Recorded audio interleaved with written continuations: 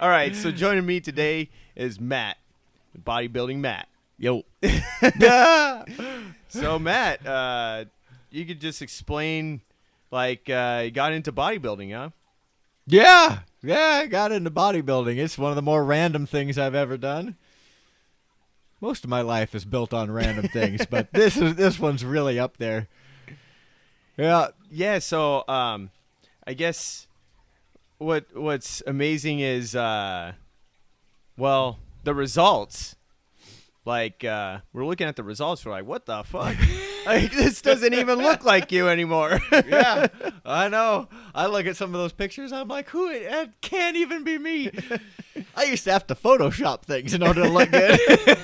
Now I'm just like, oh, hell, it just looks good just out of the can. So let me, I'm going to show a couple, like, before photos. Oh, good God. Okay. So the first one we're going to start with is it's you standing in the mirror. Oh, yeah. Yep. Your gut. Yep. And then the second one, well, I mean, there's not really much to show there. The second one I'm going to show is you at the river. Yep. Now, I just found out about this picture's existence about 2 weeks ago. Mortified when I saw it. I mean, it doesn't, I mean, for an average guy, it's not too bad, you know? Yeah, I don't know. And That's then a little below average. And then right now it's showing that CrossFit, you know. Okay, yeah. When you're decent shape in CrossFit. And then right here is your first bodybuilding photo. You're like 10. Oh, yeah. You That's know. all, spray tan. Yeah. Yep. And, it's like, oh, that's the one with the pose. Oh, You're in the yeah. pose? Standing on stage? Yeah. Oh, Yeah. You don't even look the same there. Yeah. Standing on the stage. Jeez, that's crazy, dude. And you came in 4th place? And that one, I think that picture that I gave you was from Salt Lake. I came in 3rd place at that one. Oh, really? Yeah. Oh, shit. Yeah.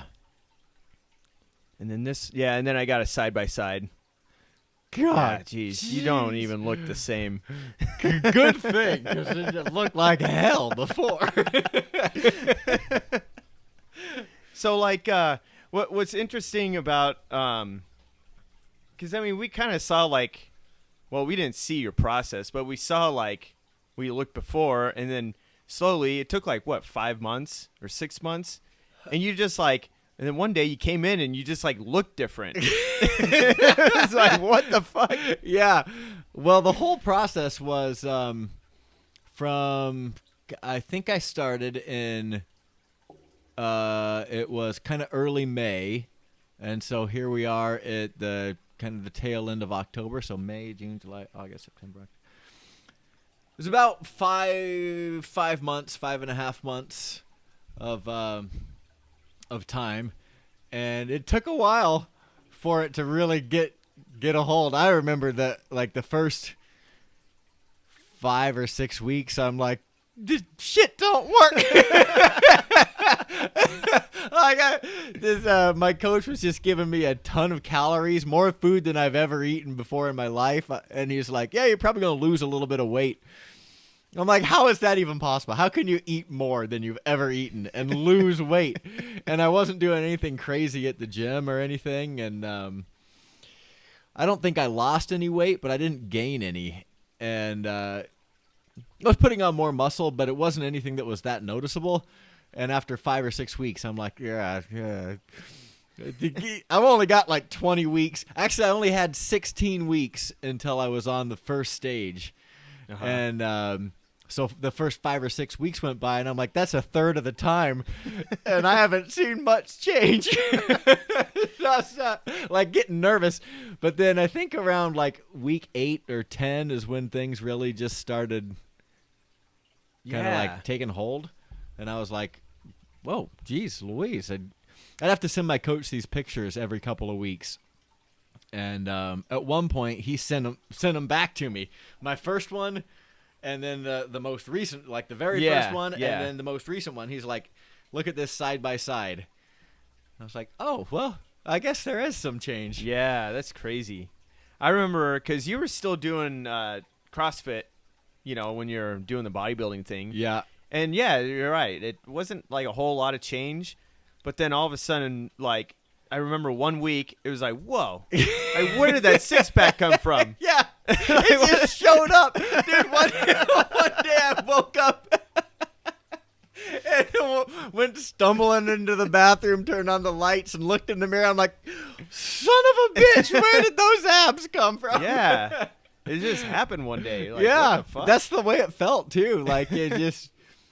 I guess I remember the first picture I took where I had some ab definition. Yeah, it was like a slow fade, but you could see it for the first time. But then it like slowly became more like oh whoa, like those are getting more defined. So I was looking through some pictures the other night and found one I took in week 12, and that was the first time where I ever had I had a line underneath the top two, and I was like, oh.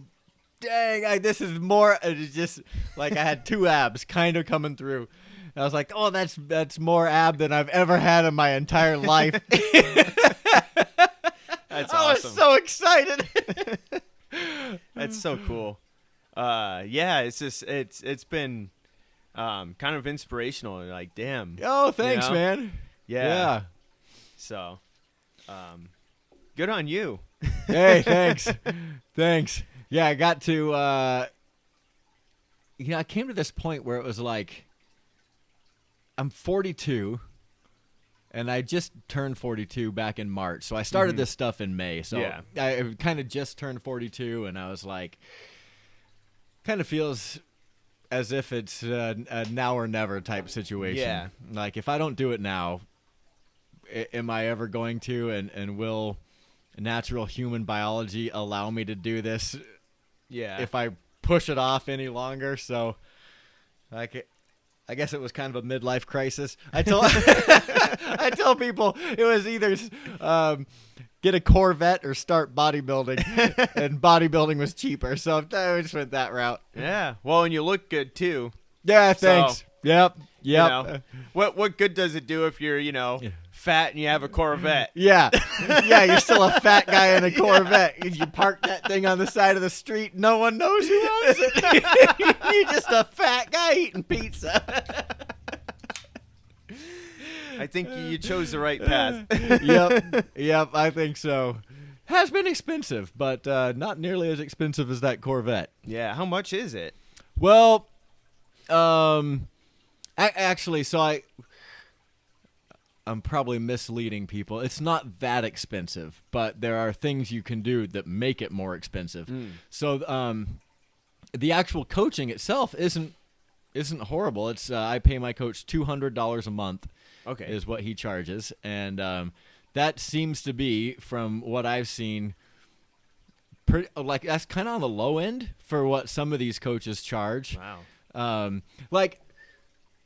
Side note here, if you were to go to Anytime Fitness or Gold's Gym, where you get some dipshit bro who's like, hey dude, yeah bro, hey, we're gonna get some biceps, and hey, just sign up for my personal training thing. I just took a course that took 2 weeks and a quiz, and now I'm a certified personal trainer.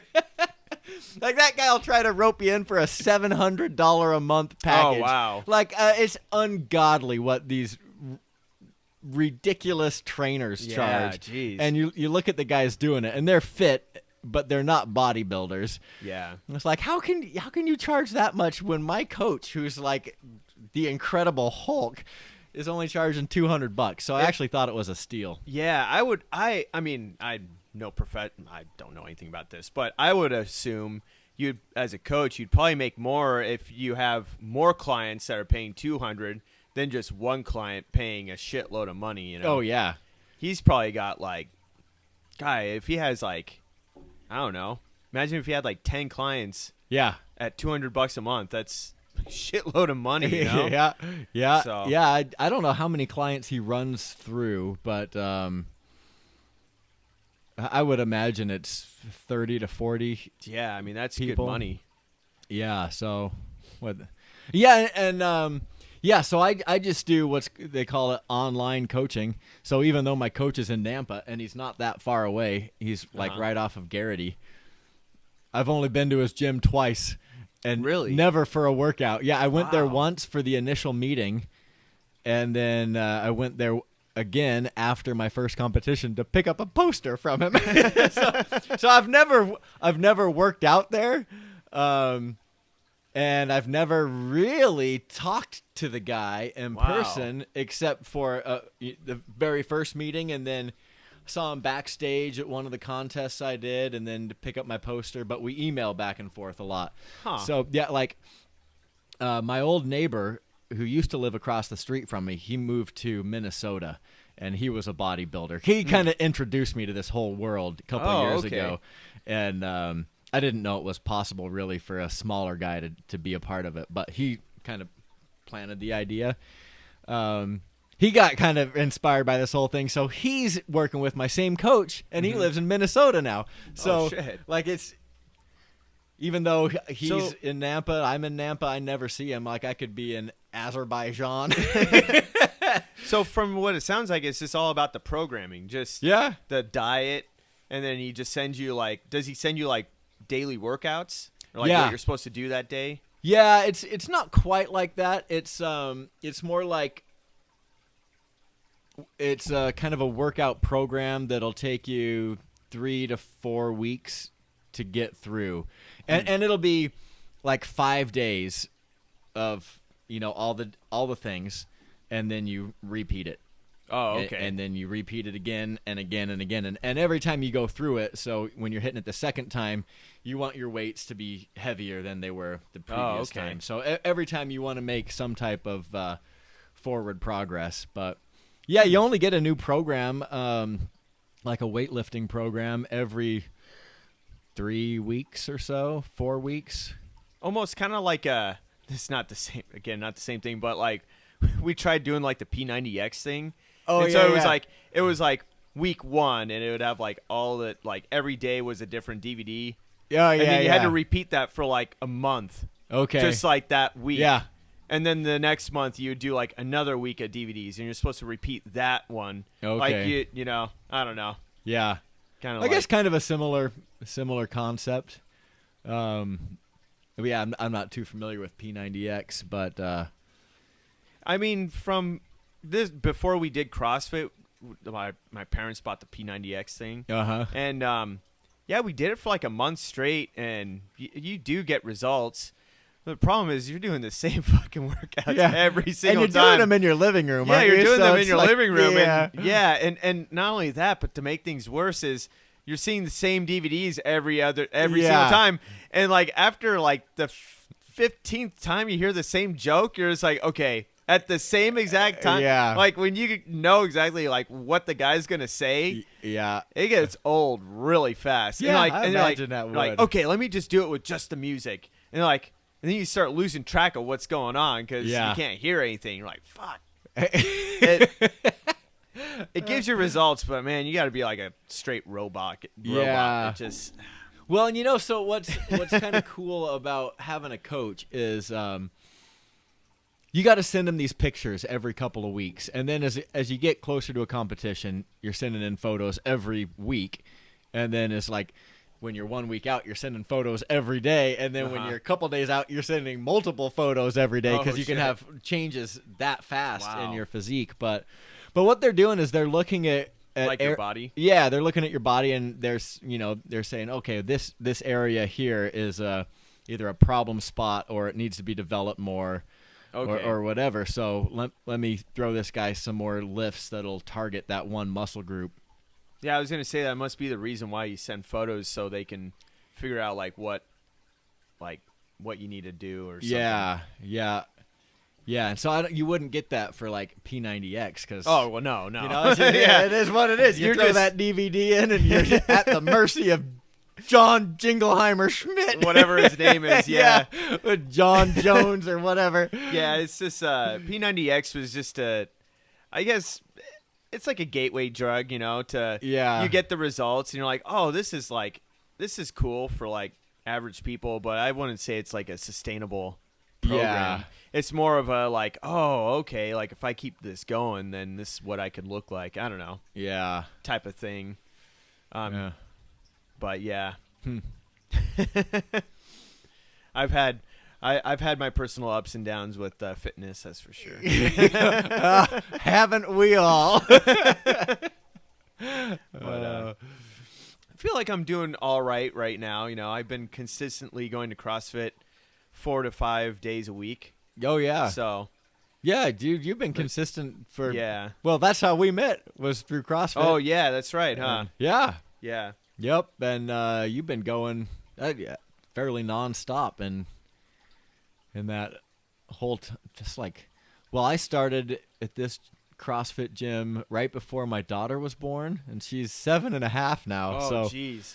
Yeah, I remember when she was like just a kid. Yeah. Or not even a kid. Like a Like- baby. Yeah. Yeah. Yeah, we go back 7.5 years. Jeez, that's crazy. Yep.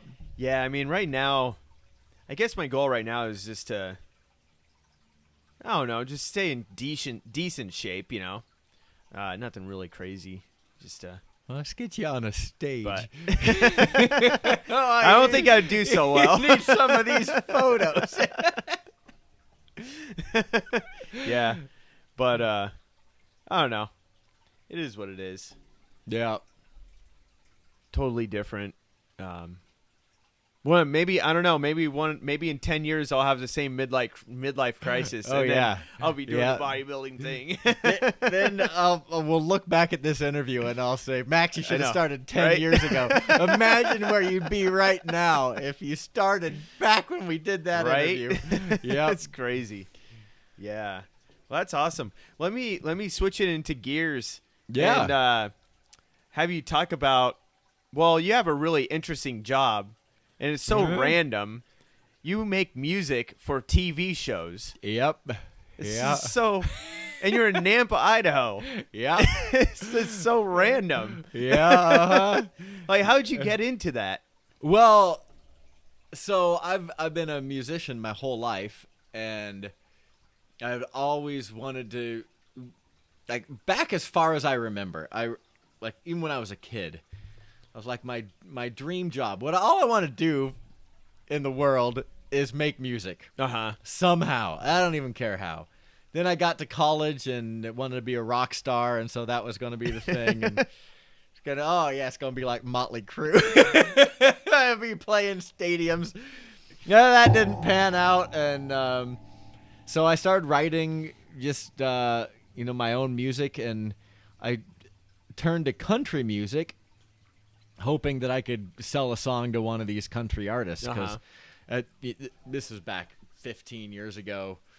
None of those guys were writing their own material, at least not the big ones. But I don't know if they are anymore. I still doubt that if they are, but by and large, most of these country stars were buying songs from songwriters. So I thought, well, hell, I could write a country song. How hard could that be? Turns out it's a lot harder than you think. But I went to this music conference with the CD of country music, thinking that I'm going to go down there basically and hit a jackpot. Go down there broke, come back home a millionaire after I'd signed all these songs to Luke Bryan. And that didn't pan out at all. So I just happened to meet a guy while I was down there who kind of changed my focus, and I keep like bumping into this guy over and over in the elevator and at these classes and stuff. And he's a really cool guy. And I was lamenting my failures as a country songwriter. And the guy's like, well, have you ever thought about writing music for TV? And I said, no, I didn't even know that was a thing. How how are you going to write music for TV? He's like, well, you're at the right conference to learn it. At that point, like, the conference was pretty much over. I'd gone to all the classes on how to write better country music. Kind of wasted the whole experience. So I was like, I'm going to go back to this conference, and next time I come, I'm going to come with the focus of writing for TV. So I went home and started to try to learn this stuff on my own, and kind of made some decent headway, but not that much. And so by the time I went back to the conference, I just happened to bump into a guy who's turned out to be one of my really good friends, but he's like one of the 1%ers of the the TV of the music? TV music Oh, wow. composition world. Yeah, I mean, it's a very small company at the top, and he's one of the guys. Wow. And I just bumped into him drinking beer at the bar. Never underestimate the power of a beer at the bar. And anyways, we just hit it off, and he's like, "Well, let me listen to your music." Because we were talking about college football. That was our conversation. Oh, okay. Because it was in the fall, like early November. I'm actually going to the conference again next week. So. Oh, nice. What day is today? Thursday. Thursday, yeah. Yeah, a week from today, I'll be in okay. LA at the same conference again. So, like, however many years ago, 10 years ago, I met this guy down there, and so it's college football season. He's a Georgia graduate, and so he loves them Georgia Bulldogs, and of course I'm a Boise State fan. So we were just talking about college football, and then he's like, hey, I'll listen to your music, which I think was most times that doesn't happen because people are like, hey, listen to my stuff. Yeah. You're better. But I was just talking about football with this guy, and I think it was like a breath of fresh air that someone's not trying to get a leg up on them. Dude, from personal experience, it does make a difference. Like if someone's like just so annoying, Yeah. and you're just like, Oh, just dude. shut up. I know. That could get in any type of career. Yeah. Really. Yep. Even in the plastics industry, that can get annoying when someone's just like all gung ho about plastic parts, and you're like, dude, you're not impressing me, man. You are not impressing me. Dude, I live and breathe this stuff all day. The last thing I want to do is come down here and talk about it some more with people I don't even know. Go get me a beer, Yeah. God damn it. But, so let's see. Where was I at in that story? I met this guy talking about football. He said, I'll listen to your music. And then I played him some stuff. And he's like, okay, well, do this different, do this different, do this. Basically gave me a, like, graduate level education within the span of about 45 minutes. And so I'm, like, taking all these mental notes while drunk, of course. Like, okay, commit that to memory. Da, da, da, da, da, da. And I went home and started implementing all these strategies this guy told me, and then sure as shit, like the phone started ringing. Wow. Like I was part of this service, or still am part of this service, where you can kind of submit your music to get your foot in the door, but the music has to be good enough to be used. So there's an actual. I guess I always thought music was music, like, but TV music is different. Oh yeah. Like, well, now that I think about it, because I do video editing, from an editor's standpoint, like the type of music I like is it's gotta be like long and like a lot of different. I don't know, like the music's gotta be long enough to edit with like variety in it. Yeah. Maybe is that right? Yep. Because like if you just have a song that's like too short. Like, well, I can't do anything with that. You have a song that's too long, but it's just the same loop over and over. You're like, well, there's nothing there. Yeah. Yeah. So. Yeah, dude. Since you work on that side of the creative industry, you're probably familiar with everything that a good composition should do, even though you've never really thought about it consciously. I just listen for it, but I don't. Yeah. Yeah. Because on YouTube they have like the free they have their own music. You know? And I learned a trick in editing as an editor is you always want to, like in music, because a lot of beginners will just listen to like the first 10 seconds of a song and go, oh, that's trash. But a good editor will skim through the song, because sometimes the song doesn't get good until like in the middle or towards the end. And then you're like, oh, okay, well, I don't like the beginning of that song, but I like the middle and end to it. And that could be like a 6-minute song, Yeah. So you never want to judge a song by like its first appearance.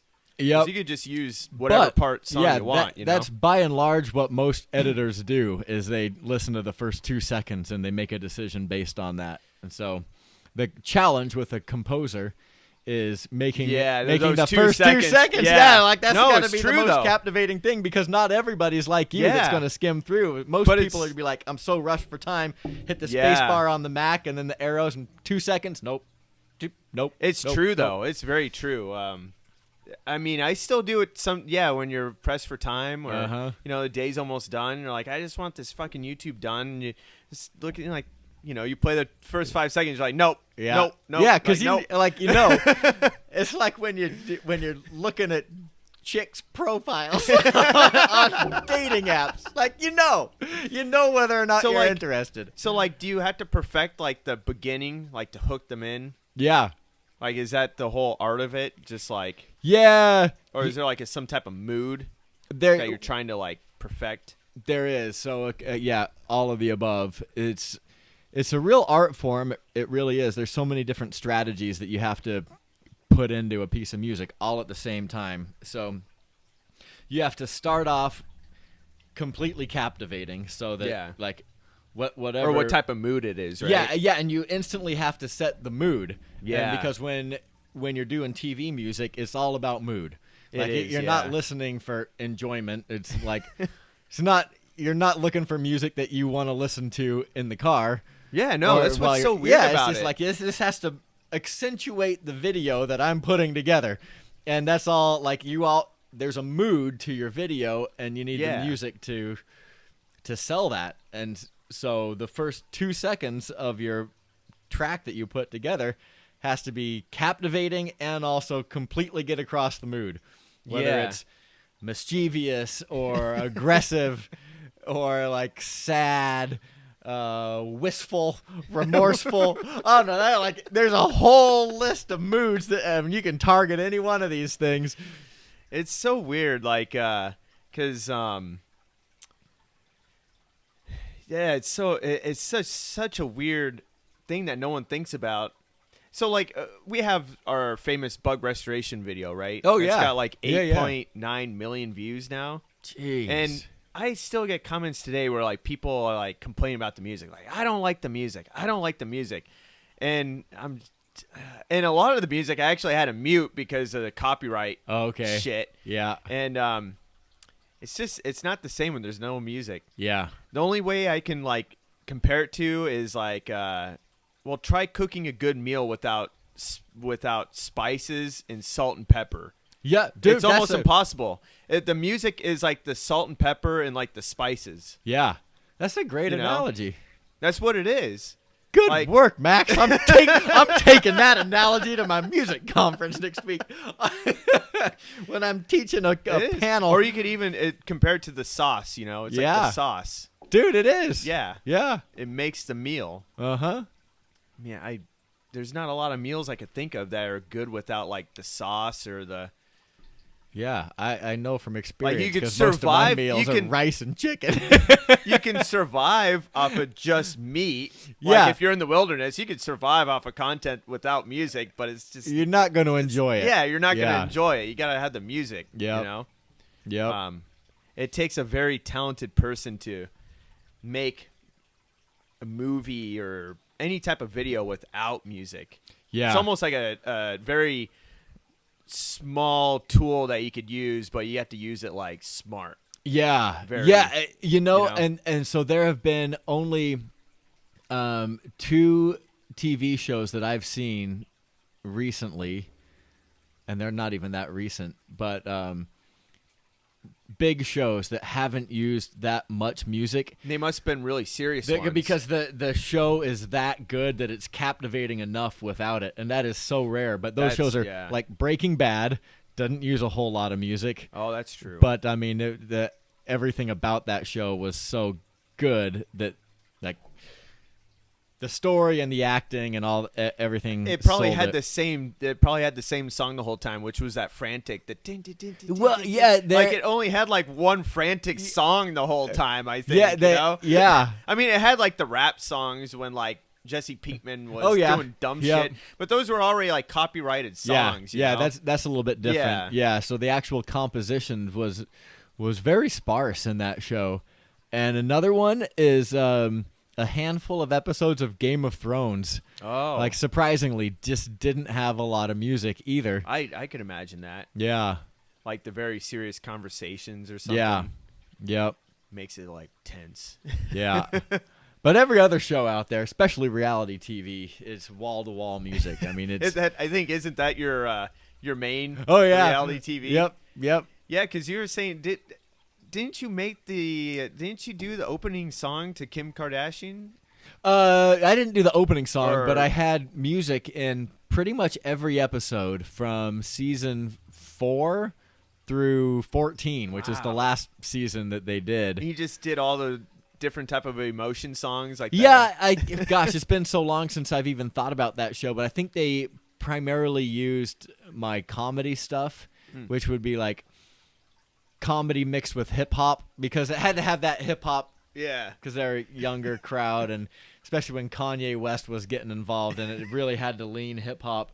But they were still doing stupid crap all the time and like spying on each other, and someone's talking shit, and so you got to play up the comedy of that. And that's actually my secret weapon, is comedy music.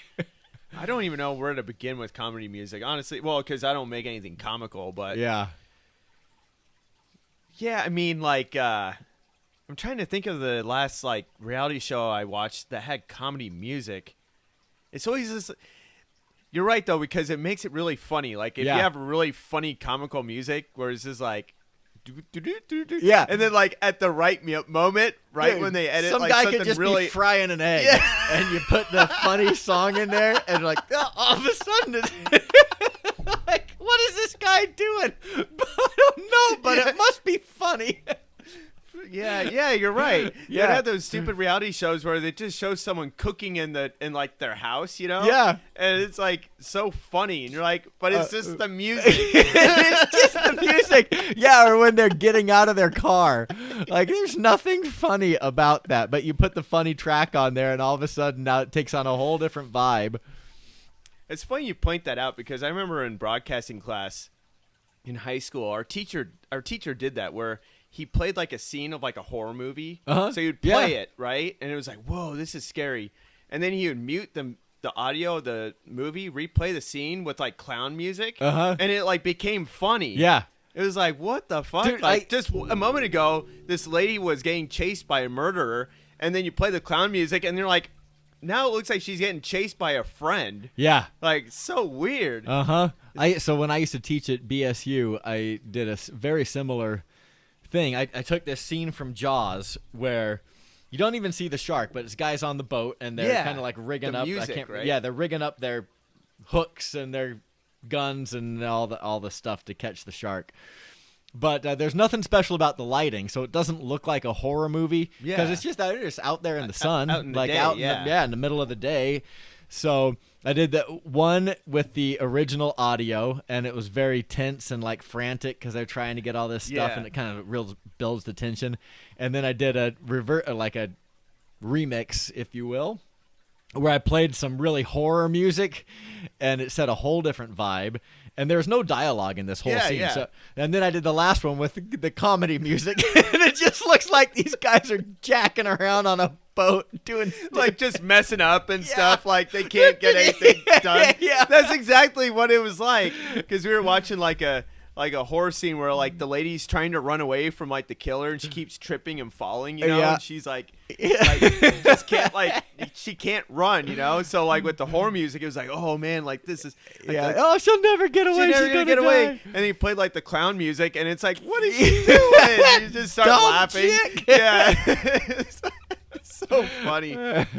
This is completely politically incorrect, but there was this really funny video. I'm sure it's been deleted from YouTube because it's probably like offensive. But someone had uploaded a My 600 Pound Life. But they had tuba music playing in the background. Oh. So like when the person was walking, it'd be like boom, ba-dum, ba-dum, ba-dum. Yeah, But it yeah. was like pretty freaking funny. I've had music on that show. This 600 pound. Yeah. Yep. What type of music? Like I'm guessing it's just a bunch of sad, or is it I don't know. maybe inspirational when they lose the weight? Could be, although I don't make that much inspirational music. So the problem with knowing all this stuff is I've made close to 5,000 pieces of music now. And so I get these, when I get my royalty statements, it's just kind of a list of all the shows that are using your music and all the piece that they use and how long they used it and all this stuff. And after a while, you just become blind to the whole thing. Like, I just look at the shows like, oh, that show, okay. And I don't even know what they're using or what's making money. I've gotten so lax in that. But, Yeah. I don't know what they're using of my... Probably maybe it could just only be like 30 seconds and that's it. Yeah. Sometimes these shows will just use what's called the stinger, which is the last couple of hits of your music. If they were using someone else's piece of music and they didn't make a good ending, that they will find someone who did make a good ending, which is why that's another important compositional strategy. Man, and like chop off the tail and then add it to this other guy. So you'll see uses of your music that are like 2 or 3 seconds long. Like, what? Oh, there's so many tricks you could do in editing. I mean, what they could do is if the song doesn't have a good ending in reality show, they could probably make an awkward pause. Oh, yeah. With no music. Yeah. And then just use like the stinger. Yeah. You know, and then just end it. I don't know. There's so many freaking. Oh, yeah. Those guys can pretty much warp time and space. Oh, yeah. With editing. Yeah, there's those guys that's their whole job is to, sit in the little editing bay and add music. Like, that's their thing, and they're chopping up tracks and finding what blows me away, the one reality show, because you said you had some songs play on it, was the MTV Challenge. Oh, yeah. And I still watch that show. But I'm just blown away just by like the whole show as a whole. Just like the fact that people had to like plan all that out. Yep. Had to plan out like all the rules of like all the challenges. Yeah. And then, I know the drama's not real, but they do a really good job at making the drama. Yeah. They make the drama like entertaining. Yep. And then on top of that, like the music, it just like blows me away. Yeah. Fuck. Yeah, these guys that put these reality shows together. I mean, it's they got that stuff down to an art form, dude, because they managed to make some of the most mundane things entertaining as entertaining fuck. And like stuff that you don't want to, like, you stumble on it as you're flipping through channels and you get hooked for whatever reason. And you're willing to sit through the commercials so you can keep watching it. Like, another one I got hooked on. Well, this is one reason why I don't have Hulu, because I tried the free like Hulu thing for one day, and I got sucked into Kitchen Nightmare. Okay. With what's his name? Is it like Gordon Ramsay? Yeah. I got sucked in that. I wasted a whole day watching that. I'm like, okay, I gotta cancel this thing. I'm gonna have no life. It's just so and it's like it's got that stressful music to it. You know? Yeah. It was like din din. Yeah. Yeah. That's another type of music that I haven't done much of that recently, but I used to do quite a bit of it. It's called elimination music. Oh, okay. And that's for those types of shows where, and I don't know about the one you're talking about, but there'd be a lot of those cooking shows where guys are like racing against the clock because you got two different chefs and they got a handful of ingredients, but they've only got 30 minutes to put a dish together, and so they're scrambling and stressful music. Yeah, and then like then you got the contestants or whatever sitting or standing there while there's a panel of judges, and it's like the slow stressful. Yeah, one guy's gonna win and the other guy's gonna get his ass sent packing, and so it's all called elimination music. Yeah. There's an actual thing. Yeah, elimination music. Yeah. Wow. It's just, I don't know. It's just such a weird random thing that no one thinks about. Yeah, dude. I was pursuing music my whole life and very actively trying to make a career out of music for a long time. And I never even knew this was a possible thing that people did. Like, I don't know why it didn't dawn on me. Because you sit there and you watch a show and there's music playing constantly, but I don't know. like the secret of good music is that it's so unobtrusive that you don't even realize that you're hearing it. Yeah. Well, that's one of the problems I had when I started YouTube.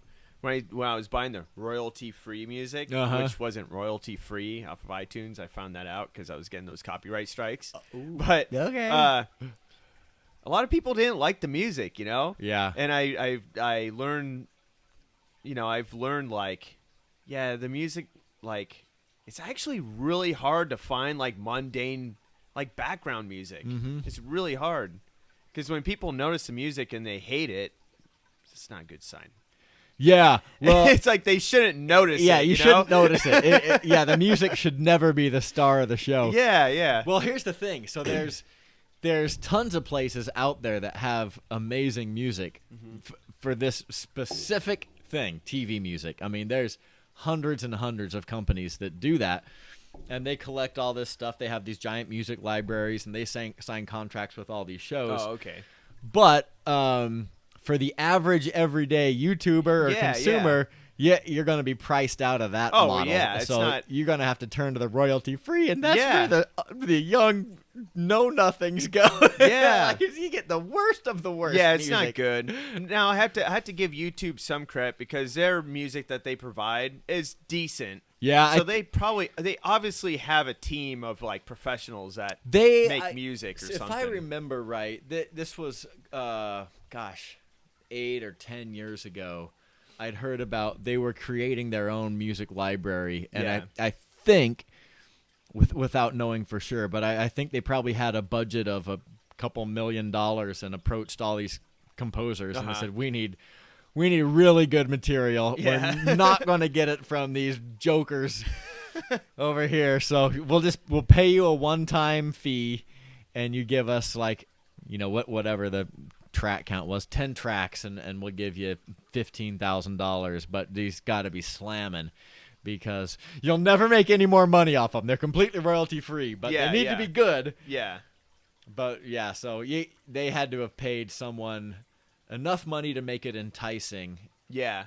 Because they have new music every year now. Okay. Like it's almost like every time I get on, and they even show what year it was made. Oh, okay. So I know, but like, it's almost like they have a YouTube music royalty free thing going on. I don't know. Like, but yeah, they have new music every year now, and it's a lot more. It's like solid. Yeah. I think that's the one thing YouTube has that no other video platform has is they have royalty free music that is actually royalty free. Yeah, and good. Like, and good. Because back then I would just have to like buy a stupid album from some Joe Schmo from iTunes. Yep. And then the moment the thing started getting viral, they get a copyright strike. Like, hey, you told me this was royalty free, you motherfuckers. Nope, it ain't. Yeah. And the music wasn't even that good, I don't know. Yeah. But yeah, it's one thing. Yeah, man. Those those TV studios, they have it easy when it comes to music. Yeah, they can get anything. They can get want. anything, but they've got the budget to be able to afford. Oh yeah, that. it's not cheap. They'll sign a contract with these, like a good music library, and it could be like $50,000. But it'll be like, okay, you pay us this fee of $50,000, and then you can use anything in our library. Yeah. But what everyday YouTuber is going to be able to afford? No one can. That. Yeah. No one can afford it. But I mean, if I won the lottery, it's like that would be like a kid in a candy store. Oh yeah. You'd be like, fuck yeah. Yeah. It's something that people just don't. People take for granted. It's just. Yeah, but it's like you can't find it. You can't, and when you find it cheap, it's not good. It's not good. It's not good at all. Yeah, it's a make or break really for videos. Like my brother does a lot of video movie making, and he's always doing these little contests and things. And he used to do these weekend 48-hour challenges where you get 48 hours to make a film, and then they'd show them all at a local movie theater, and that's got to be stressful. Yeah, I imagine it was. But and a lot of times, he did that for quite a while, but in a lot of those cases, he had me do the music for him. So I was doing like custom composition, and some of these guys, man, you'd go watch their movie, and it's obvious they knew a lot about videography, but not about the music. Yeah, that was like the afterthought at the end. Some of them wouldn't have any, and that just there was no mood because there's no music, so you don't know what you're supposed to feel as an audience. And like, is that supposed to be funny? Is that supposed to be serious? And some of these guys wouldn't even know how to run their microphones, and so like, they'd have these drone shots that looked amazing, like straight out of Hollywood. But then people would start talking. It's like,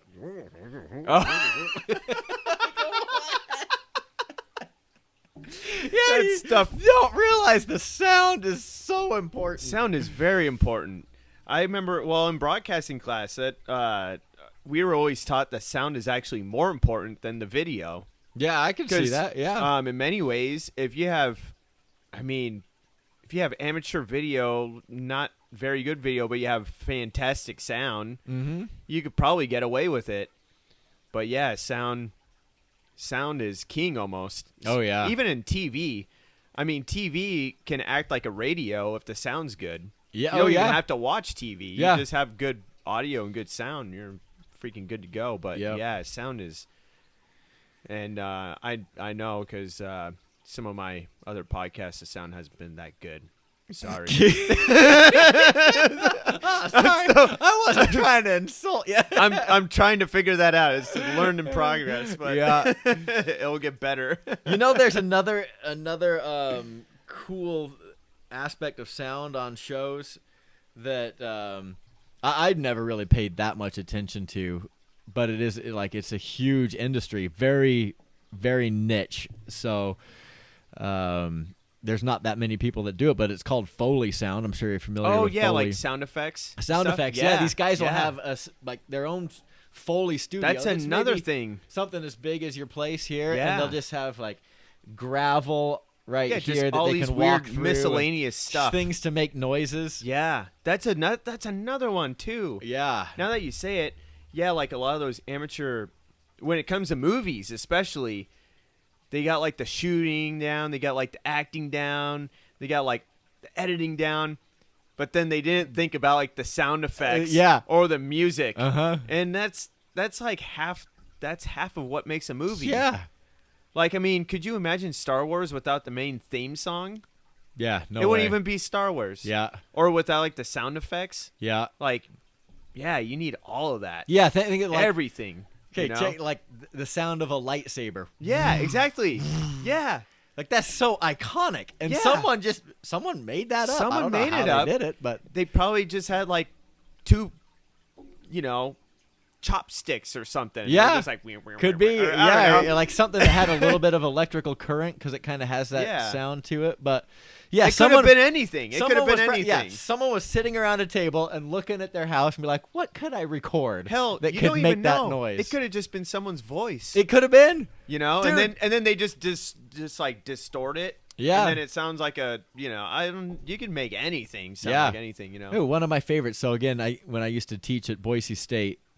I did a whole section on sound effects, and one example I'd always play was the Rocky movies, especially Rocky IV, Rocky versus Ivan Drago, and these guys are just destroying each other with these giant punches. Yeah, and the sounds are just larger than life. Yeah. And none of it was real punching. The sound of a punch. Yeah, what was it? There's also like. They had like a cow carcass and were slapping it with a leather whip, and that was blended into the sound of like they had chains rattling to give like that metallic smack. Oh wow! And baseball bats smacking against something. I think there was even shotguns getting shot. All these random things just layered together to make these punch sounds. Isn't that crazy? Earth-shattering. And none of it was the sound of a punch, but it sounded so cool. Very unbelievable, too, but... that's another thing. Yeah, I mean, I've done that a lot of times where I'd be making a video, and I need like a sound effect, and I would get like the actual. I'd like buy the sound effect from like iTunes or something. I'm like, that just doesn't sound. Yeah. It's like too realistic. I'm Yeah. like, that just doesn't sound like the sound effect I want. Yeah. So I don't know. I would just like I would do it. I would just like, I don't know, like just make try something. to make the sound I wanted to make with something. I don't know. And I'd like get a better sound. Yeah. I'm like, well, there goes $1. There goes $1. Yeah, if you think about all those football movies where people are getting tackled, and the sound effects are just. It sounds like this guy's like getting hit by a semi truck. It's like sounds like a freeway collision. Is it an actual semi truck? I don't know what they're using to make these things, but the actual sound of people getting tackled doesn't really sound. It's like. No. Yeah, it's just like, yeah, exactly. But that doesn't make for good movies. I'd say the only sound effect that actually sounds legit is like ice skating. Oh yeah, you know, like when you hear the blades, where it's like, yeah, that does actually sound like that in real life. Yeah, like when you have a really sharp blade and you're cutting into the ice. Yeah, that's something you can't. It does sound like it. Yeah, they probably send some guy out to a skating rink with microphones to record what those. they do is I think they put a microphone right near the skate blade. Oh, yeah, okay. I don't know how they do in the NHL, but somehow they're able to get the blade sound in the NHL when you watch like hockey games. It's pretty amazing. Like, damn. Huh. But yeah, hockey sound is pretty much spot on. So can't fake that. But yeah, man, it's a whole rabbit hole. But yeah, I can imagine with movies, the music and the sound effects are a lot more important than in TV. Like, TV is like, it's important, but then like movies, it's like, oh yeah, because you're spending millions of dollars. Yeah, it's got to be good, and you got to recoup that money. Because if you don't, you got some angry studio executives. Man. Like in a TV show, that's bad enough. They'll just cancel you. They'll just cancel. Yeah, show. But I mean, a bad movie can sink a production company. Yeah. Oh yeah. It's crazy. But yeah, I mean, the music again, make a good iconic music. Of course, you can't do that in 48 hours. Oh no. But no, you know what? So I went and watched this movie the other night with some guys from the CrossFit gym. Called Black Adam. Had The Rock in it. Yeah, how was that? It was shit. Let me just put a fine point on it. It was horrible, man. Like, it was like a 2-hour fight scene is all it was. It's just, okay, how many times is this guy going to get hit? How many times are these guys going to fight? There's nothing happening in this movie other than people fighting each other. It was garbage. And there was no... The only good part of the whole movie was at the very end, spoiler alert, Superman comes in and makes a brief appearance. What? And they play the original John Williams Superman theme from when Christopher Reeve was Superman. Dun, dun, dun, dun, dun, dun, dun, dun. But they really did it kind of ominously. That was the best part of the whole movie. Other than that, the music was dog shit. The story was horrible. The plot was ludicrous. It was how could you spend that much money on like, come on, you people. These guys who are making these superhero movies need to go watch the recent Batman movie. That's like the best of all of them, with old Twilight vampire man, Robert Pattinson. Or Patterson, whatever his name is. I'm not really into superhero movies. So yeah, well, you're not missing much. They're all the same thing. The only superhero movie I really enjoyed was the first Iron Man. That was it. Yeah. Because it was kind of like realistic and kind of like, in a way, you're like, I mean, it's not really a superhero. It's kind of like a futuristic, like, armor suit, you know? Yeah. Kind of, I don't know, more believable. But that was about it. I can't really get in. I'm just not a superhero guy. No, me neither. These guys are like flying around and they're punching people so hard they fly through brick walls. Like, this is there's I understand that there's nothing believable about superheroes to begin with, but can we make this a little more believable? Like, even look, I'm not a Harry Potter fan, but even that is a little bit Yeah. more believable than some of these superhero movies. Give me Harry Potter all day. Yeah, give me a wand. Yeah. You know, all All right, day. here we go. Yeah, even Star Wars. That was at least. Yeah. I mean, that's far fetched, Force. but yeah, people get shot and die and get hurt, and you don't have Yeah. people crashing through brick walls and then being like, whoa, whoa. And then they're up fighting again with not a mark on their body. Like, yeah, I don't understand that at yeah. all. Here's one that really bugged me. Okay. They redid those Superman movies, right? So they tried to relaunch Superman with Henry Cavill or Cavill, whatever. Yeah. So at one point in this movie, kind of towards the end, Superman and the main bad guy, they're like fighting, and of course they're just like rocking each other's heads off, but no one's got a mark on their body, and like it's like Rocky 4 on steroids, But without the blood. yeah, but no blood, and no one's getting hurt. It's like, this is ridiculous. But these guys fly together up like beyond the clouds. They are post-atmospheric. In the darkness of space, they're fighting, and then they come back to Earth, and guess where they happen to coincidentally land? Where? The same place they jumped up from. The same place they jumped up from.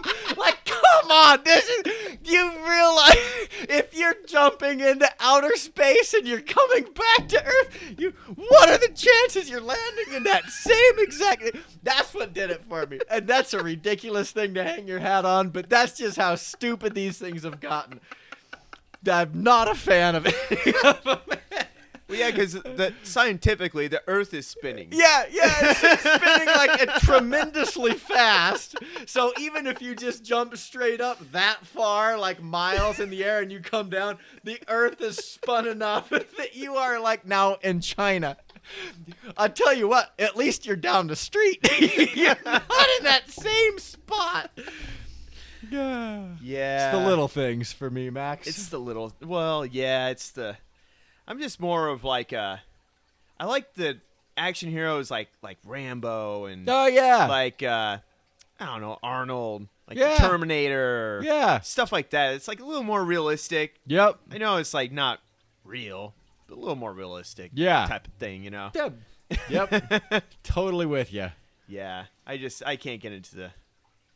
I don't know if it's just me, but I think the superhero craze is like kind of fading out. I hope so, but I don't. They It's keep been making a long time. They keep making more of them. Every time I turn around, I was watching the news this morning, and another Black Panther movie's coming. When did they make this? Can we stop with this superhero garbage? It's probably going to be the same movie as all the rest of them. And then it's like Infinity Endgame Oh, 1. jeez, yeah. And then Infinity Endgame 2. And then Infinity Endgame 3. You're like, okay, when the fuck is it the end game? Yeah. You keep saying it's the end of the universe like 3 fucking times in a row. And in the meantime, some guy from Infinity Endgame Part 5 who had a cameo, now he's got his own spin-off movie. You know what else bugs me? The word universe. I just cringe when I hear that. It's so stupid. Oh, it's part of the DC universe or the Marvel universe. And then they've gone so far now, if you get a horror movie like that movie about the doll, Annabelle. Oh, yeah. Like, this is part of the Conjuring universe. Like, what? I'm applying that word. Can we stop it with the word universe? This is what I want to end. The word universe and superhero movies. Can we just get back to quality one-off movies that were just designed to be one thing and not a million sequels or some giant cash cows? Where's Quentin Tarantino? That's the kind of guy that we need. The Annabelle. I was just talking about that in my last podcast. I liked the first Conjuring. That was a great movie. Yeah. Annabelle just didn't do it for me. And then after that, I was like, I'm not going to watch Conjuring 2. It's probably going to be the same bullshit that I just saw there, you know? Dude, I watched one of them, and because I'd seen The Conjuring, and I thought that was cool, too. That was good, yeah. Yeah, and then I watched another one, and then I think I watched Annabelle, and then I watched The Conjuring 2, and it's got the whole opening scene is about the doll Annabelle, and I'm like, did I put the wrong movie in? They packaged the wrong movie. This is Annabelle. No, now it's all blended together because it's part of the same fucking universe. Yeah, I think I'm trying to remember the last. Well, we saw Top Gun, the new Top Gun. Oh yeah. I mean, it was good, but it's like a start. But Yeah. it's like, really? Is this really the best movie Hollywood can produce? Yeah. Like, don't get me wrong, it was a good movie, but I just feel like if Hollywood was in a good spot, this would be like a normal Hollywood movie. Yeah. You know what I mean? Yeah. Like, is it really come to this that Tom Cruise is our one and only action hero? Like, what the fuck? Apparently, yeah, he's the only. Apparently, he's all that's left. Because The Rock, he's gone to superheroes now, and he wasn't that good. Poor guy, he tried his hardest, but the movie just wasn't there. I don't know. The Rock hasn't. I don't think I've ever seen him in really any good movies. Yeah, I don't know 'Cause if I have either. The first actually. time I saw him was in Mummy 2 when he was the scorpion. Like he was oh a yeah, little the Scorpion King. And it Yeah, was so cheesy. yeah, that's you know? right. I forgot And about then he was that. in like some other action movies that just, I don't know what it is. I just am never impressed whenever I seen him in a movie. Yeah, I think I I can't. don't know why, and I can't. Maybe it's just because whenever they make a movie around him, it's just about how big he is. Yeah, It's not like about himself, It's like Yeah. more about like. his size is. Yeah. Yeah. Whereas like Arnold, he's done movies like the Terminator. Yeah, he's like big buff dude, but you're more afraid of him because he's like the Terminator. He's like a fucking machine. Yeah, You know? exactly. Or like in other movies he's in, like I don't know, he's just like you can picture him in different scenarios. Whereas The Rock, he just kind of seems just like a generic bodybuilder. Yeah, There's, like he's. Nothing to him. I don't know. Yeah, Like no character to him. yeah, That's just me. yep. I don't know. I mean, Well- the guy obviously is talented. I'm not, Yeah. I'm But- not gonna sit here and, I mean, criticize the man's talents, but yeah, like it's just not for me. I don't know. yeah, and especially this Black Adam movie, just the move. Yeah, at some level, you can kind of feel for these guys because either the script was great and it had all this promise and they get super excited about it, and the direction was great and everything was good, but maybe the editing went bad, and I don't know what happened. Or the shooting went bad. Something, yeah, because like you can have all the raw footage in the world, but if it's not edited together right, Yeah. or if the music is wrong, Yeah. like there was one of my favorite movies of all time. Speaking of Arnold Schwarzenegger's Conan the Barbarian, Okay, I haven't seen that one yet. 1982. Oh, dude, but- it's the best. I best. still have to watch it. Oh. I've seen his poses and stuff. Oh, I mean, it looks pretty epic. Yeah, so good.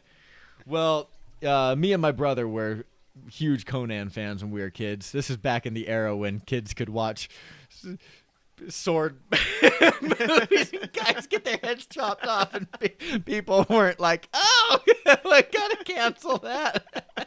Different time for sure. This is the early '80s, but we were huge Conan fans. So about 12 years ago, one of these movie companies decided they're going to relaunch Conan. Oh no! And so they got Jason Momoa.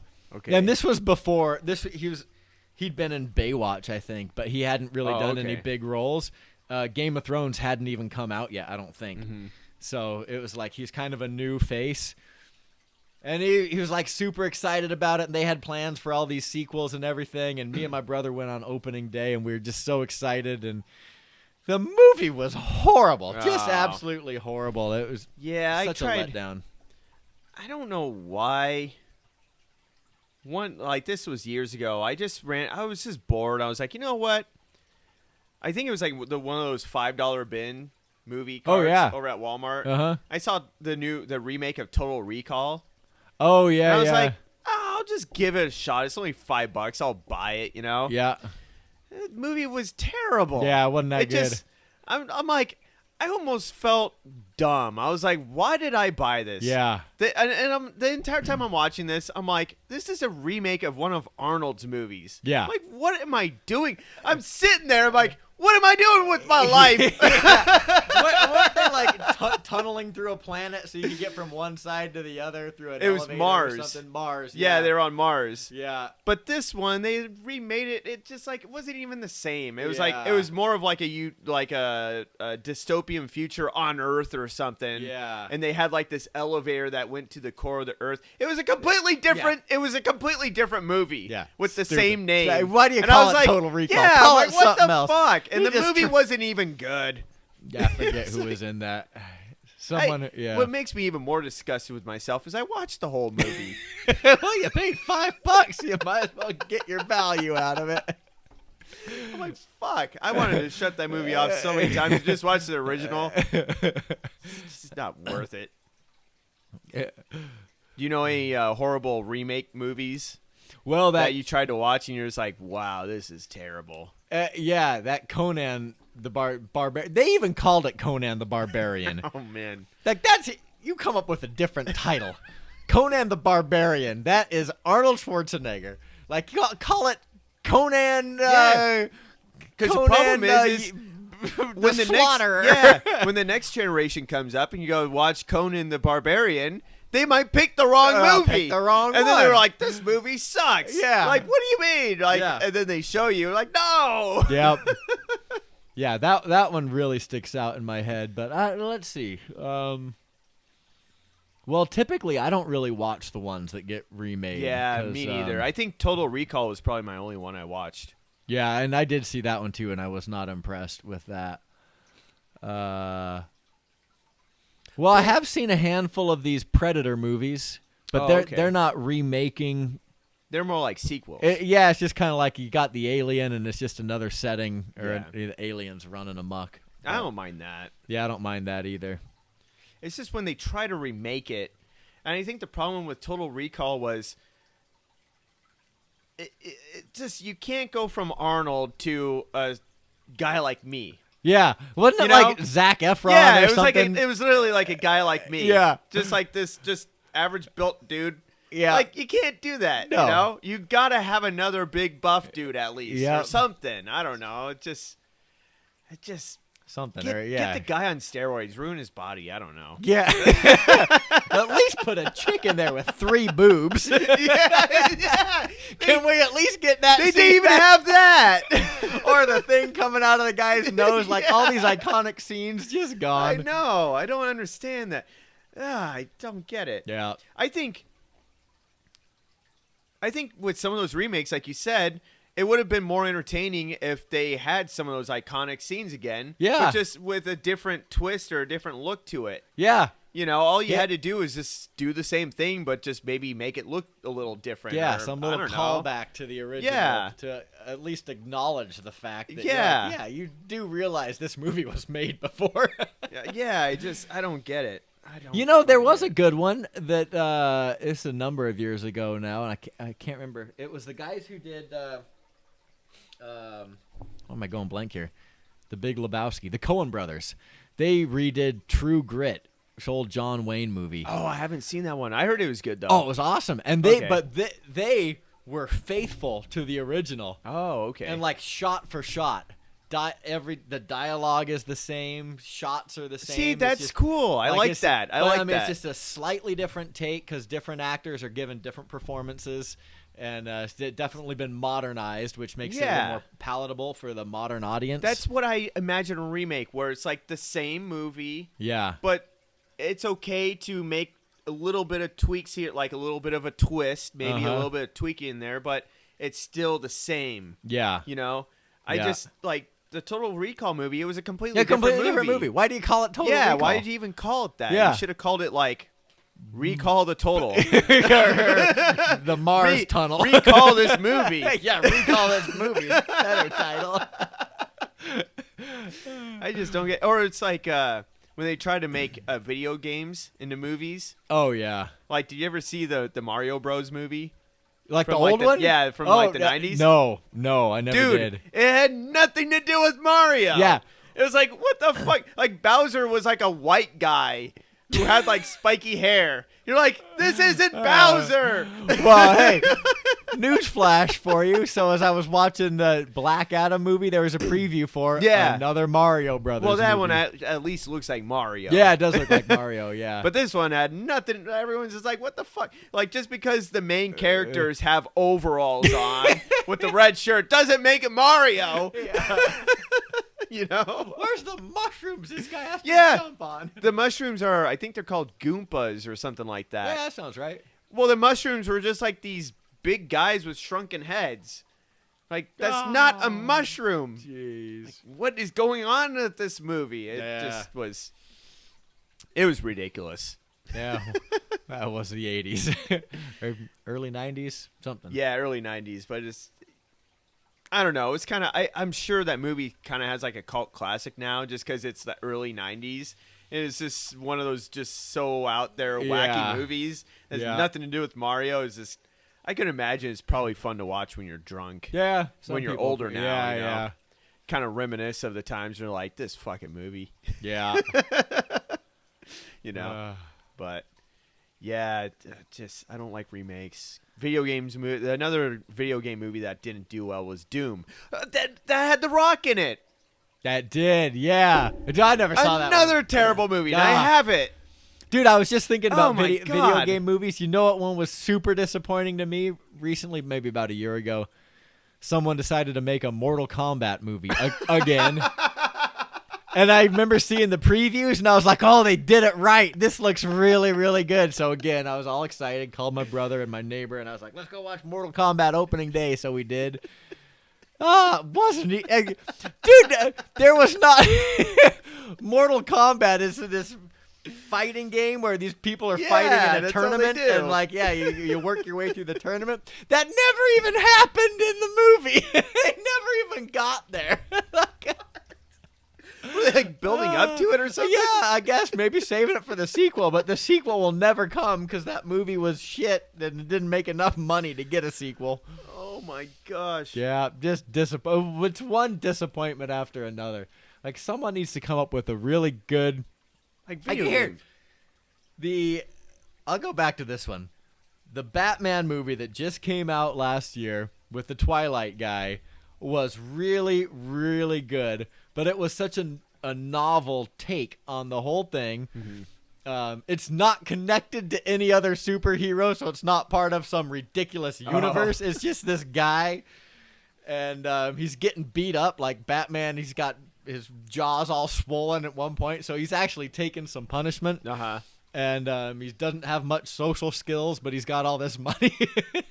And it's just a movie about organized crime. It's like a mafia movie. It's almost like watching The Godfather. Okay. But the guy who's trying to infiltrate just happens to have a costume that he throws on every now and then. Oh, shit. But it's really, really good. Like, no one's got superpowers. It's just a mafia. It's a mafia movie. Oh, okay. Yeah. That's a good movie. I forgot what movie it was. It had Kevin Bacon in it. It was a good movie. I forgot what it was called. I don't remember what it was called. It was a really good movie. It was about well, you know who Kevin Bacon is. Oh, right? Yeah. His son gets killed. Like some gangsters come into like a gas station late at, like they stop at the gas station, and his son was going in to like buy a candy bar or something. Mm-hmm. Like these gangsters go into this gas station to rob it, you know, and they end up killing his son, right? Well, Kevin Bacon basically goes psycho. Okay. And so he like follows them, and he like ends up like, I don't know how, he just ends up killing the entire gang, but it was like done in a good way. Like it wasn't like I think he ended up like killing one of the members that night, and then they start stalking him, and like the whole movie, like it slowly builds up to it, you know, and then finally he just like starts buying guns illegally and shit. And then he just goes in, like, just, it's a good movie. I forgot what it was called. Guy, it's gonna bug me. Yeah. But they had this really insane scene where he was getting chased in like a parking lot, like one of those I don't know, parking lots. Yeah. I don't know what they're called. This parking garage. Yeah, parking garage. and it was all done. It was all done in one camera shot, and as he was running up this parking garage, the camera would go outside of the parking garage and like go beneath like on another floor where like the gang members are. Oh, okay. And it'd like go up to another floor, but they like did it all in one shot. Oh, and nice. it was like freaking, and it was pretty cool. Yeah. And like watching behind the scenes of that, you're like, damn, they had to do it like all in one take. Huh. Cool. It was, and then it's pretty awesome. Yeah. But yeah, that was a good movie. But yeah, that Doom movie that Rock was in was not good. Do you play video games? No, not really. Yeah, so Doom. So like the video game in Doom is about like you're on Mars. Okay. And like they accidentally open up a portal to hell. So like all these demons come in. Okay. And just like take over the Mars base. And then in Doom 2, they take over Earth, right? Well, the Doom movie wasn't like that. This is what the Doom movie was. There's some scientists. I don't know. We don't know. I think they're on Mars. We don't know what planet they're on. There's some scientists who are like, they found a mutation in this dead body. And like, the dead body like becomes like an alien or something. You're like, what? Yeah. And it was so boring. Yeah. This isn't Doom. Not surprised. People trying to make things more serious than they have to be. More realistic. Yeah. Yeah. Someone needs to make a movie off that video game Paperboy. Do you remember that one? Why? Some kid just flinging newspapers, destroying houses, and busting up cars. They could like a Paperboy, and he's just like wreaking havoc on society. He just like doesn't even realize it.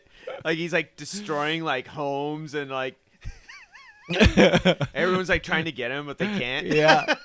Except that one glaring hole in that plot is I don't think anyone gets the newspaper delivered. Yeah, to them anymore. You'd have to you'd have to base it back in the 80s. Yeah. Yeah. It's funny that you say that. I was watching this. I watched like this director on YouTube or whatever because he has a lot of criticisms. Or I can't remember who. I don't know. This movie guy, you know. He says he's professional. I don't know. But he made a lot of good points about the issues with movies today, and is that the iPhone has really destroyed a lot of movie plots today. Like horror movies, for example. You can't really make a horror movie anymore because you have the iPhone. You know? If you're getting chased by a serial killer, you just do like the emergency button. Oh yeah, You yeah. know, and then they just track right. where you're at, or you Yeah. know, it's Or like if you're going into a dark house, you turn on the iPhone flashlight. Exactly. Which is brighter than the sun. Exactly. And then Yeah. I saw a really funny meme the other day where it said if Home Alone was made today, and basically it shows the actor, you know, and then he texts his mom. He goes, "You left me at home." And his mom goes, "We're coming back home immediately." And then it goes the end. Yeah. It's so true. Yeah. It's just like you can't even make a movie like Home Alone anymore. No, you're right. You'd have to base it all back in the 80s and 90s. It's Yeah, ridiculous. true. I mean, the only thing you could think of is that the power goes out. Yeah, the cellular grid goes down. Yeah, some post-apocalyptic thing. Yeah, it's ruined a lot of movies.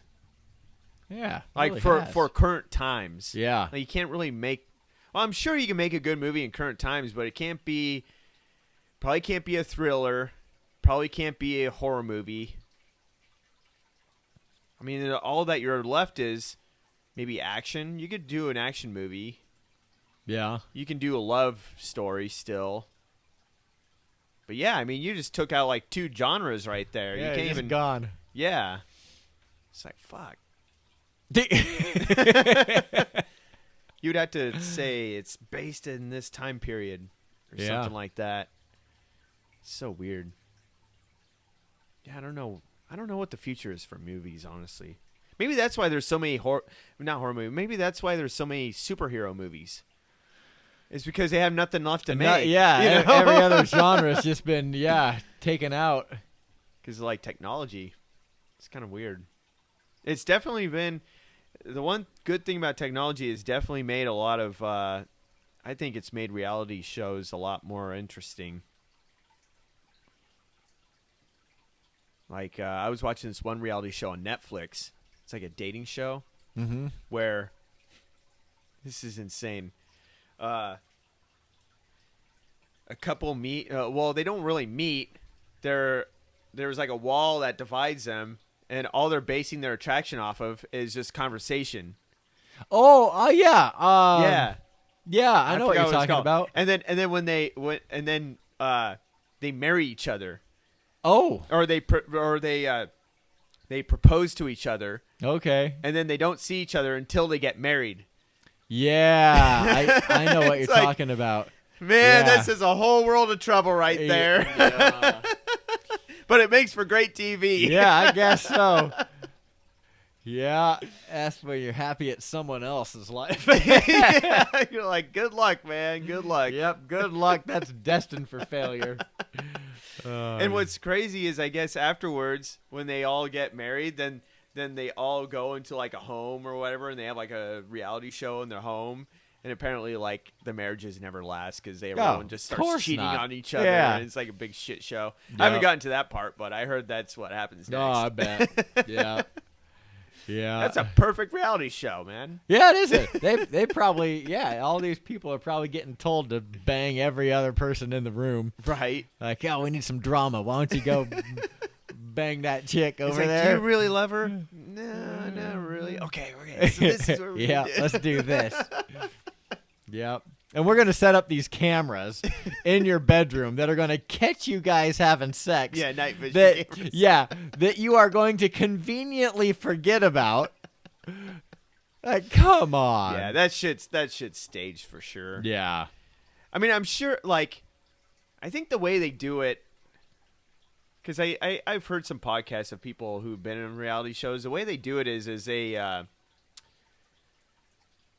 it's like the producers will get someone to, I don't know, bug someone else somehow, or get like a reaction. Like they artificially get the reaction. Oh yeah, or whatever, you know. Yeah. Like it's real in some extent, but like the person who's like being the bully, they're being told to do it, or you know, it's not like it's not on their like free will. Yeah. Like the producers are telling the villain or whatever, like, hey, okay, do this next, or you know, they're like planning the drama, you know. Oh yeah. It's not like it. Like the villain or whatever is never like, that's not what they just do on their own. Yeah. Dude, You know? Case in point. So my brother was helping out on the production of this kind of reality show that was they were trying to create a pilot to pitch it to an actual production group.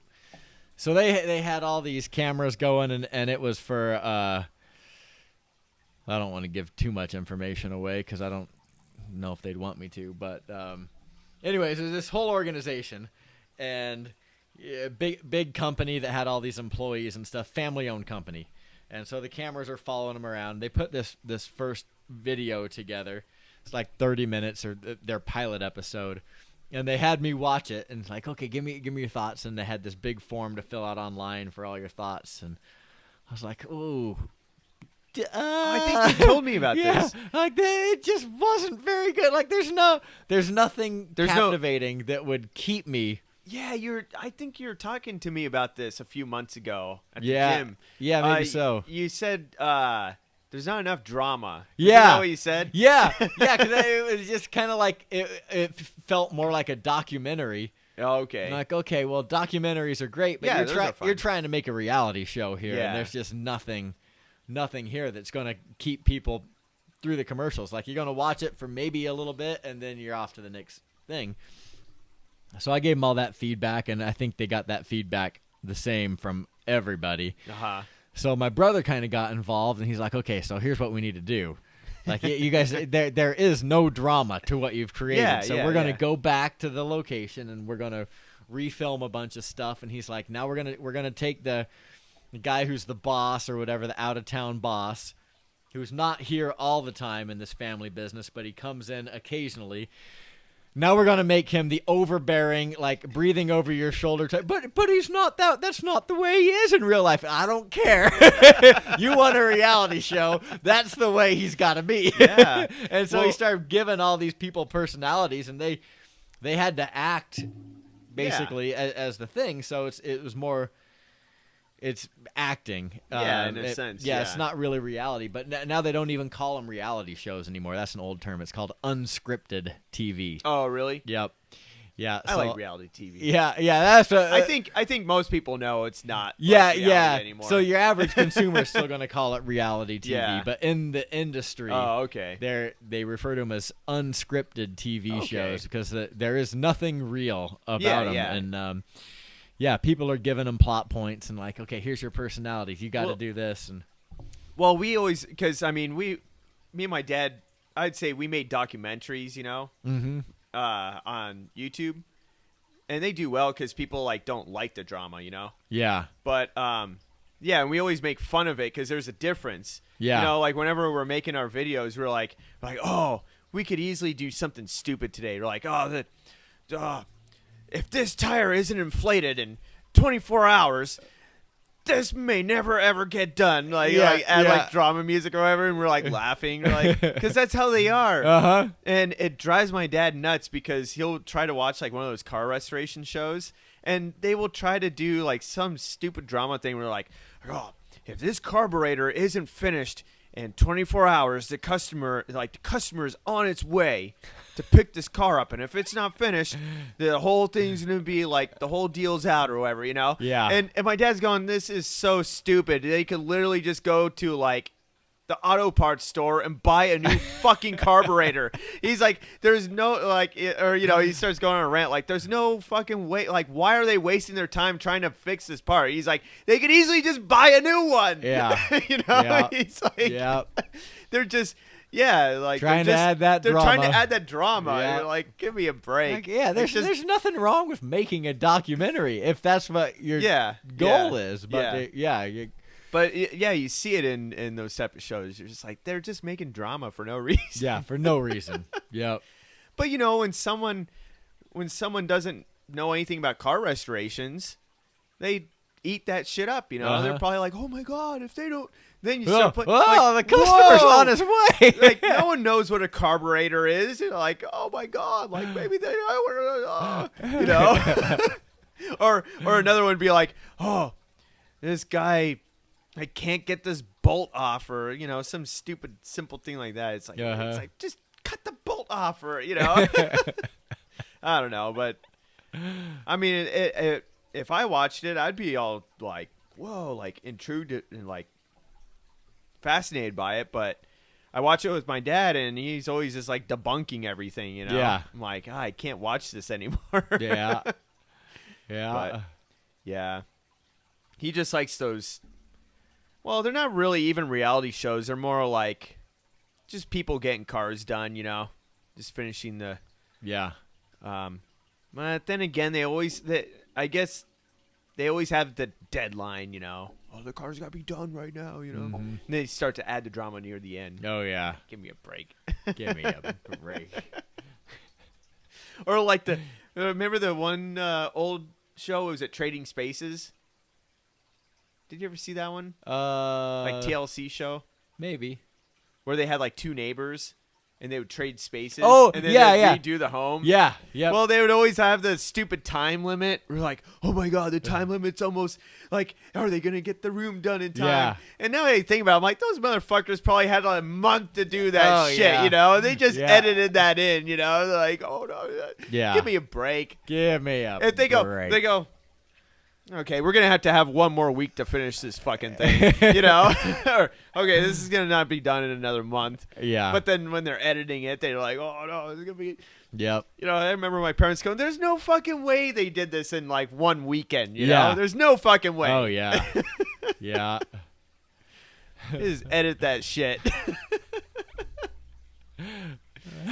Give me a break. The beauty about editing, man. Yep. Yeah. I'll never forget. My broadcasting teacher always said that the art of editing video is is art of just cutting time in half. Just cutting time. That's all you're doing. Yeah. Because I remember in our first broadcasting class, he would just give us a camera and just go make this. It was called the flagpole project. So it was a simple concept. You're in classroom and you forgot your wallet out near the flagpole outside. Okay. And you get your wallet and you come back to class. So you just give us a camera with a tape. This is when we're still. Oh, tape. yeah. Tape. You know, Yep. Yeah. Just give us a camera with a tape and see what we come up with. And it would be like 20 minutes of the dumbest shit you've ever fucking seen.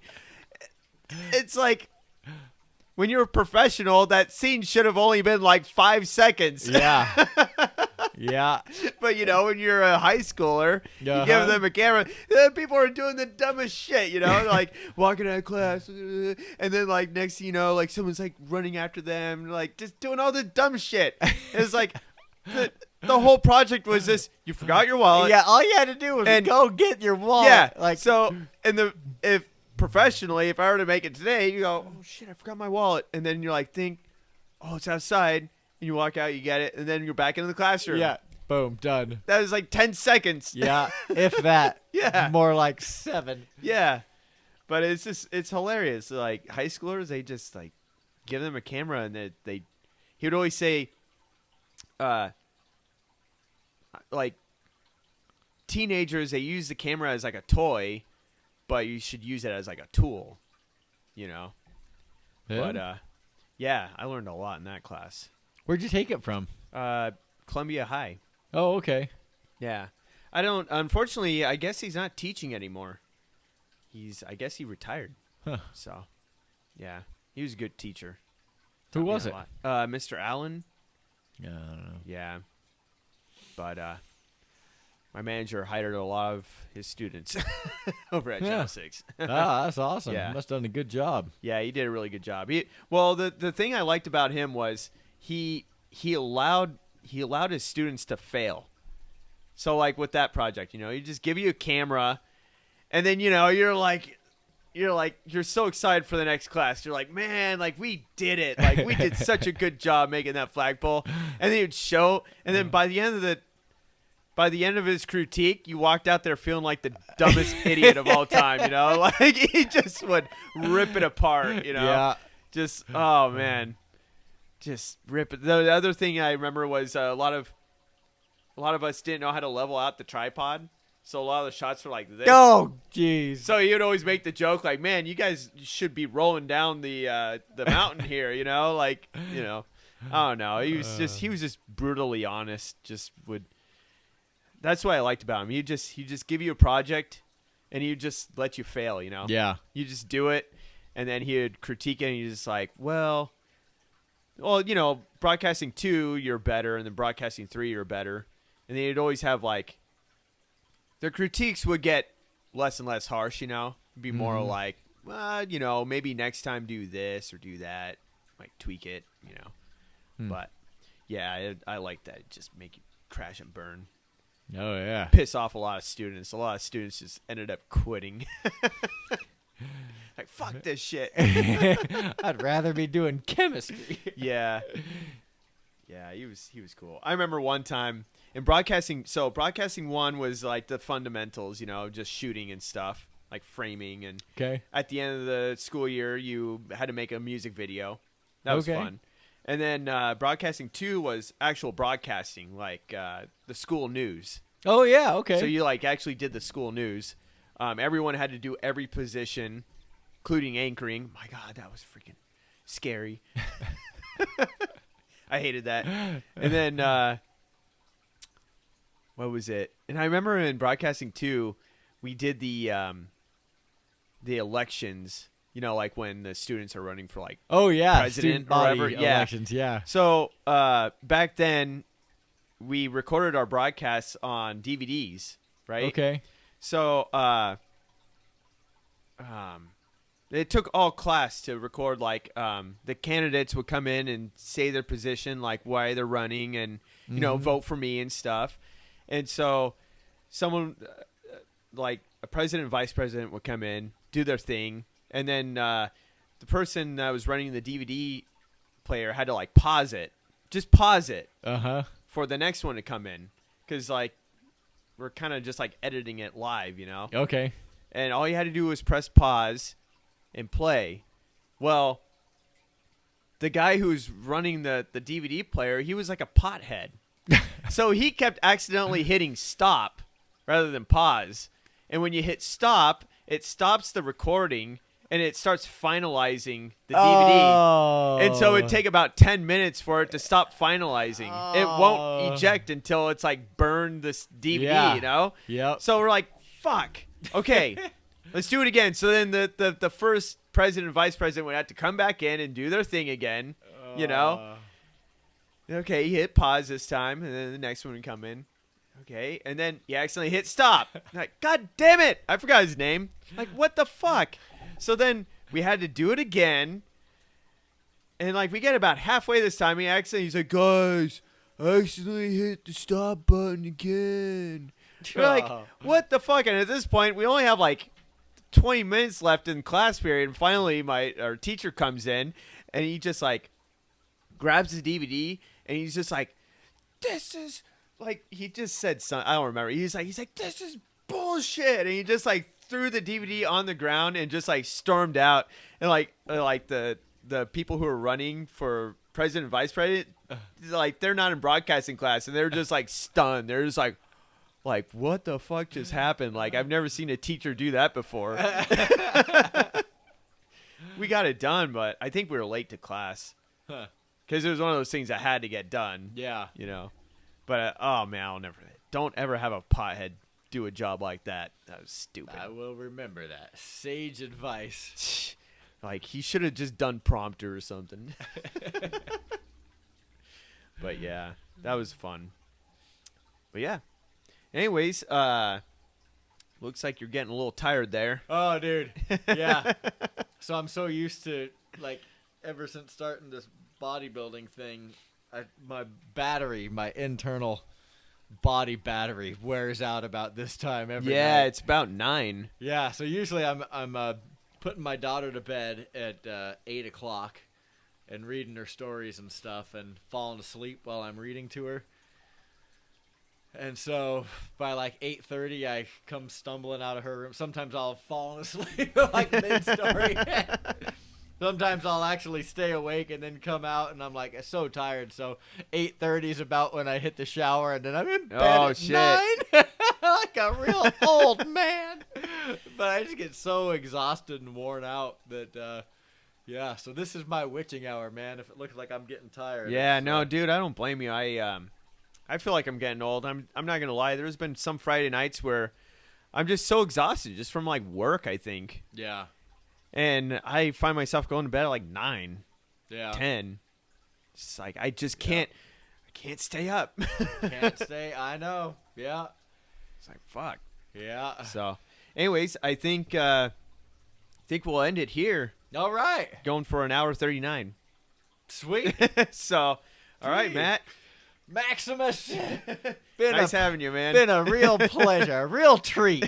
All right, dude. Well.